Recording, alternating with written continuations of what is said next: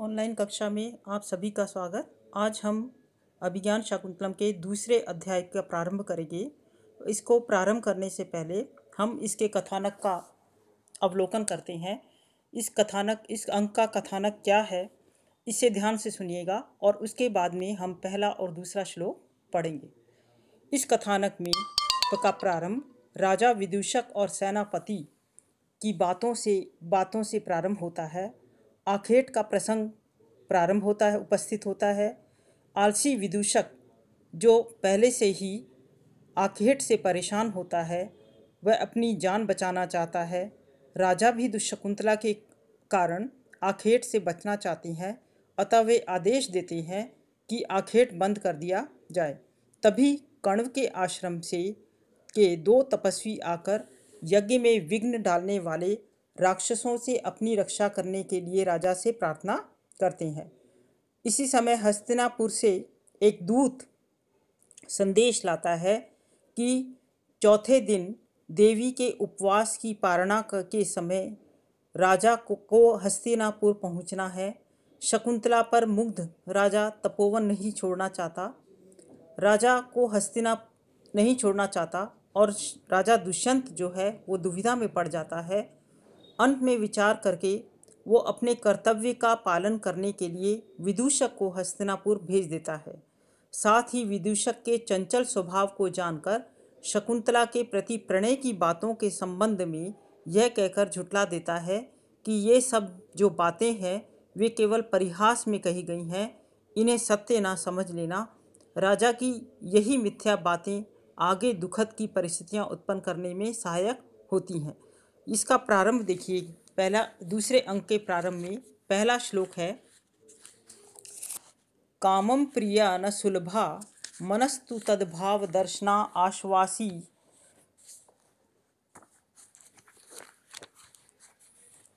अकृतार्थे अपि मनस्जे रतिम उभय प्रार्थना कुरुते।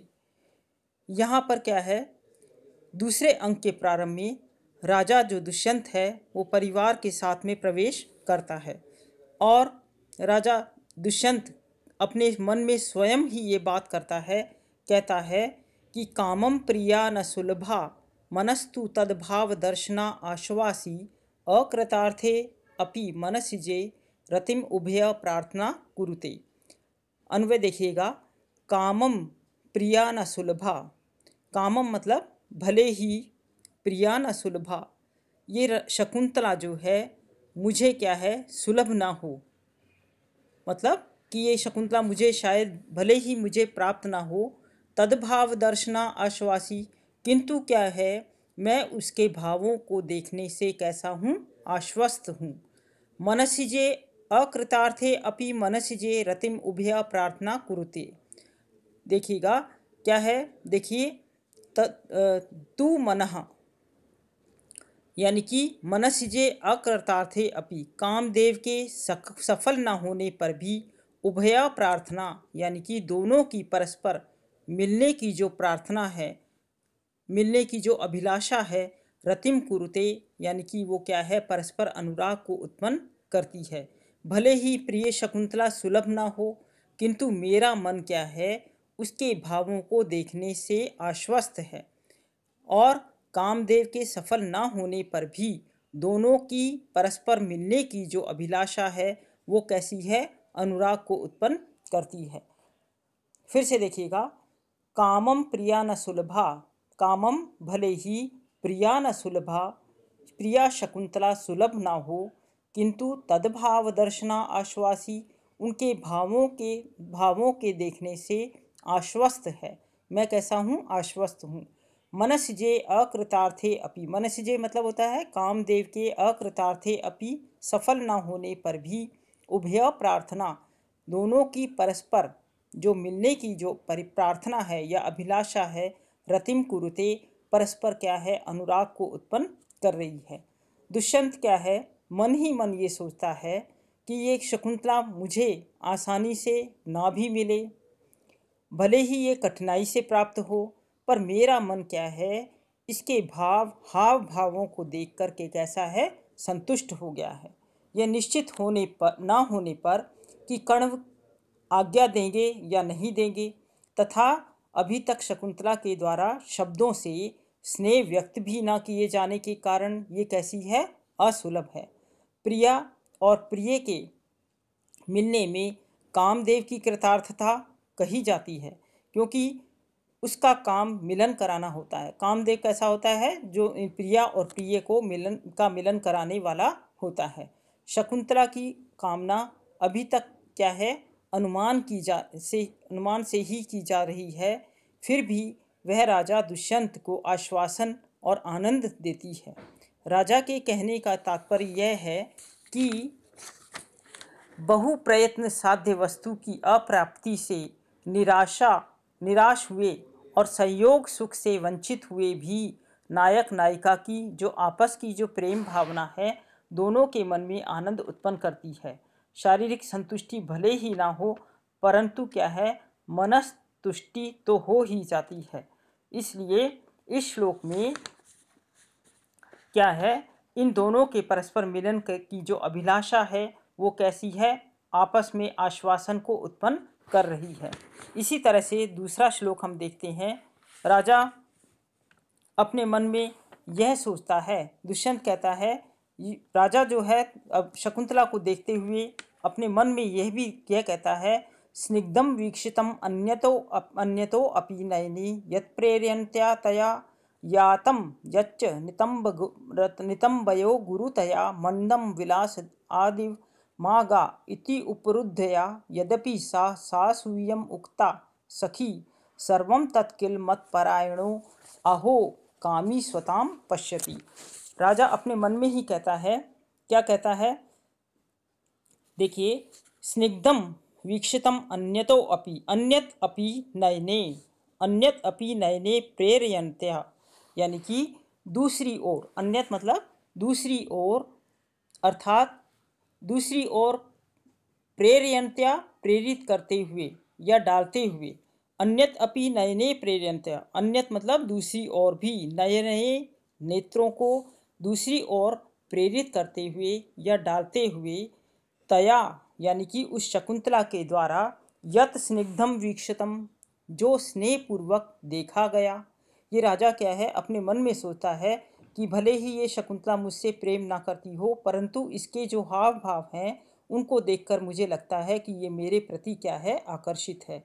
अन्यत अपि दूसरी ओर, प्रेरयन्त्या अपनी नयने प्रेरयन्त्या दूसरी ओर, लता आदि, दूसरी ओर मतलब लता वृक्ष आदि पर नए नए अपनी दृष्टि को डालते हुए उसके द्वारा क्या है, प्रेम पूर्वक क्या है, मुझे यत तया मतलब उस शकुंतला के द्वारा, यत स्निग्धम वीक्षता जो मुझे क्या है, स्नेह पूर्वक देखा गया। और दूसरी पंक्ति देखिए, यातम यच्च नितंबयो गुरुतया मंदम विलासादिव, और क्या है, या नितंबयो गुरुतया यानी कि कटी प्रदेश के भाग के गुरुतया भारी होने के कारण, विलासात इव मानो लीला पूर्वक उसके द्वारा क्या है, जाना, इस प्रकार से भारी, नितंबों के भारी होने के कारण मानो विलास पूर्वक जो उसके द्वारा कैसा है, धीरे धीरे, यातम यच्च, यातम मतलब धीरे धीरे जिसके द्वारा चला गया।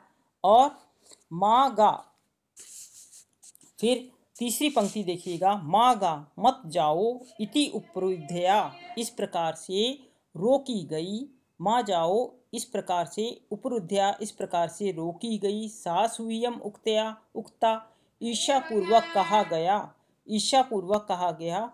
ये सब किसके द्वारा, सासूयम उक्ता सखी, उसकी सखी के द्वारा इस प्रकार कहा गया, यानी कि जो सखी प्रियंवदा को ईर्ष्यापूर्वक कहा गया, यह कहा गया कि मत जाओ यह कहकर रोकी गई, उसके द्वारा जो सखी प्रियंवदा को ईर्ष्यापूर्वक कहा गया, वह सब कैसा लगता है, वह सब लगता है मुझे ही, अहो तत्सर्वम मत्परायणम किलम, निश्चित ही वह सब मत्परायणम मुझको ही आदेश करके, इस प्रकार से मेरे को ही लक्ष्य करके, जो कुछ भी कहा गया वह मेरे को ही लक्ष्य करके लक्ष्य करके या मुझे ही उद्देश्य करके हुआ था, ऐसा आश्चर्य की बात नहीं है। कामी स्वताम पश्यति, कामी जन जो है सभी और क्या है, अपने कामी जन सर्वत्र अपना भाव ही देखता है। अर्थात दूसरों द्वारा अन्य उद्देश्य से किए गए कार्य भी कामी जन क्या है, अपने लिए ही समझता है।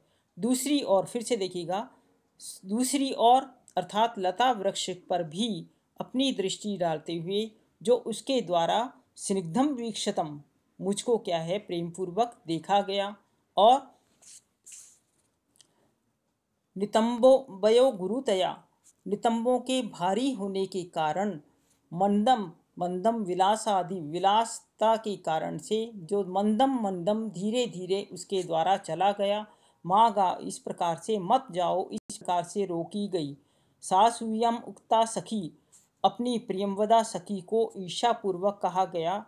इस प्रकार से सतत सर्वम किलम मतपरायणा, वे सभी कुछ जो है मतपरायणम मुझको ही उद्देश्य करके कहा गया हो। अहो आश्चर्य है, कामी स्वताम पश्यति, कामी जन क्या है सर्वत्र अपना भाव ही देखता है। अर्थात दूसरों को उद्देश्य करके किए गए कार्य भी कामी जन क्या है अपने लिए ही समझता है। यहाँ पर क्या है, दुष्यंत कहता है कि ये शकुंतला जो है इधर उधर दृष्टि डाल रही है, लता वृक्ष आदि पर नेत्रों से स्पष्ट रूप से अपनी दृष्टि डालते हुए भी शकुंतला क्या है अभिलाषा पूर्वक मुझे ही देख रही है, और मुझे देखने के उद्देश्य से विलास पूर्वक जो नितंबों के भारी होने के कारण धीरे धीरे चली गई थी। और मत जाओ कहकर जब वह अपनी सखी के द्वारा रोकी गई थी, उससे उसकी सखी के ईर्ष्यापूर्वक कहा कि तुम मुझे भेजने वाली हो और रोकने वाली कौन होती हो, मैं चाहूँ जाऊँ या ना जाऊँ। राजा कहता है कि उसके ये जब जो सारे प्रदर्शन थे या कथन थे, जो कुछ भी उसने कहा और जो कुछ भी प्रदर्शित किया, वो सब क्या है मुझे ही लक्ष्य करके कहा। इससे राजा अनुमान लगाता है कि वो शकुंतला क्या है मुझ पर अनुरक्त है। यह सब कुछ समझने पर भी वह पुनः विचार करता है, कितनी विचित्र बात है कि कामी जन सर्वत्र अपना भाव ही देखता है, अन्य व्यक्ति के द्वारा कही गई अन्य के उद्देश्य से किए जाने वाले कार्य भी वो क्या है अपने विषय में ही समझता है। इसके पश्चात हम द्वितीय अंक के तीसरे और चौथे श्लोक का अध्ययन करेंगे। धन्यवाद।